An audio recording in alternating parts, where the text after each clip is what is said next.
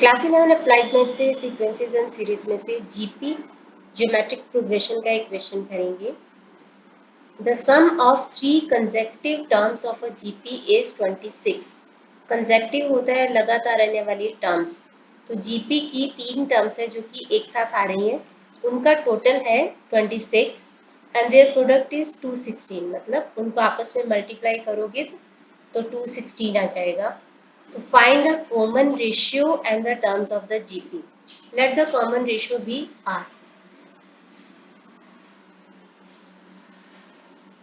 अगर मैं बीच वाली टर्म को A मानूं तो अगली टर्म आएगी AR, क्योंकि R से मल्टीप्लाई करते जाओ तो अगली टर्म आती जाएगी GP की। इस तरीके से मैंने बीच वाली टर्म को A माना है, अभी आपको समझ में आएगा। तो पिछली वाली टर्म को भी R से मल्टीप्लाई करने से अगली टर्म आई होगी यानी कि A। तो पिछली टर्म क्या होगी A/R। ऐसा मैंने इसलिए लिया है ताकि मेरे पास इजीली वैल्यूज आ जाए, क्योंकि जब हम इनका प्रोडक्ट करेंगे तो हमारे पास एक ही वैल्यू आ जाएगी। तो लेट द 3 टर्म्स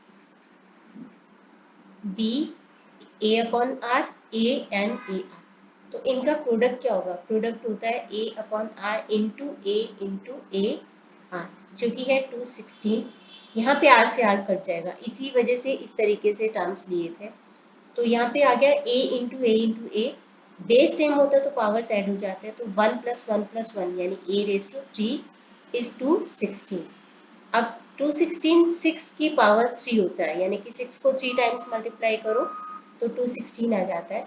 तो यहाँ पे A की वैल्यू आ जाएगी आपके पास 6। A की वैल्यू आ गई आपके पास 6। अब हमें बाकी की टर्म्स निकालने, उसके पहले कॉमन रेशियो भी निकालना है। तो कॉमन रेशियो के लिए आपको ये सम दे रखा है तीनों टर्म्स का 26। तीनों टर्म्स यानी कि A/R plus A plus AR is 26। तो यहाँ पे ये एलसीएम ले लिया, A plus AR plus AR² is equal to 26। इसको इधर मल्टीप्लाई कर दो तो AR² plus AR plus A is equal to 26R। अब एक ही जगह पे भी ये वाली वैल्यू पुट कर देते हैं 6।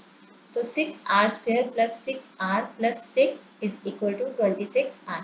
इस 26 को हम इधर ले आएंगे तो ये हो जाएगा -26R, यानी कि -20R plus 6 is equal to 0।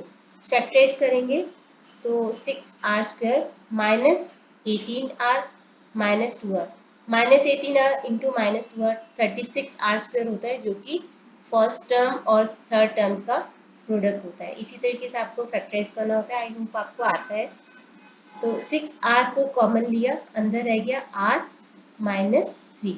अब मुझे यहाँ पे भी R-3 चाहिए, तो मैं इस टर्म में से एक मिनट, तो मैं इस टर्म में से क्या लूँगी? अगर मुझे अंदर R चाहिए तो -2 इज इक्वल टू 0।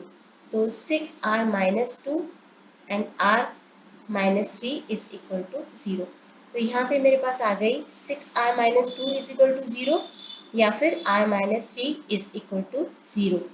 R की वैल्यू आ जाएगी 2/6 यानी कि 1/3 या फिर 3। तो हमारे पास कॉमन रेशियो के दो आंसर आएंगे, 1/3 एंड 3। तो किसी भी तरीके से लो, अगर मैंने 3 लिया तो अगर मैंने 3 लिया तो 3 टर्म्स थी A/R, A and AR। A है मेरा 6, तो थर्ड टर्म हो जाएगी 6 × 3 18 और 6/3 2 if R is equal to 3। तो ये 3 टर्म्स हो जाएंगी। और अगर मैं R को 1/3 लेती हूँ तो बीच वाली टर्म फिर भी A ही रहेगी, A/R यानी कि 6/1/3 मतलब 6 × 3, और यहाँ पे AR यानी 6 × 1/3 यानी कि 2 आ जाएगा। तो 18 6 2, तब भी 3 टर्म्स यही रहेंगी। तो ये है इसका आंसर। 3 टर्म्स या तो ये हो जाएंगी।